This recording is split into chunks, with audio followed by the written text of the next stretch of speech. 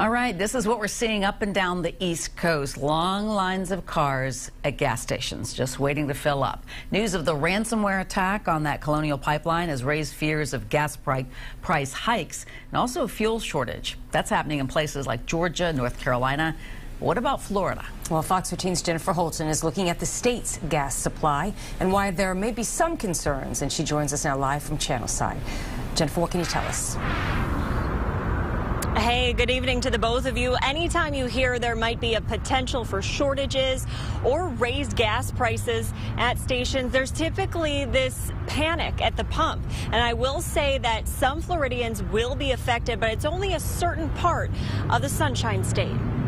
From panic buying to restrictions at the pump, a ransomware attack on the Colonial Pipeline that delivers 45% of the East Coast fuel supply has left consumers on edge. Since Colonial supplies the terminals every 5 days, and we're now on day 5 of this shutdown, the terminals have started to run out of gasoline, and as a result, many gas stations in the affected area are now out of gasoline. GasBuddy.com's lead petroleum analyst says Florida is not exempt, but it's mostly North Florida and neighbors.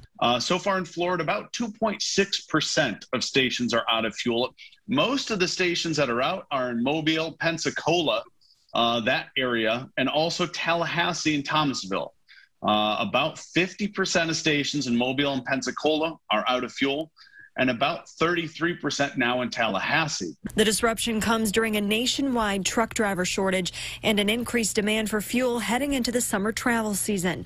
A bad time for a crisis, but LaPau says the crisis isn't the supply, it's the delivery. Unlike the February freeze that affected refineries in Texas, or a hurricane that shuts down refineries along the Gulf Coast, refineries are continuing to operate. They're just waiting for the pipeline to restart. And because the issue is with delivery and not product, de Haan says prices will not surge. This time around, it's all about really supply in these areas and very little concern about prices. It's only a few cents a gallon that we're seeing of an increase.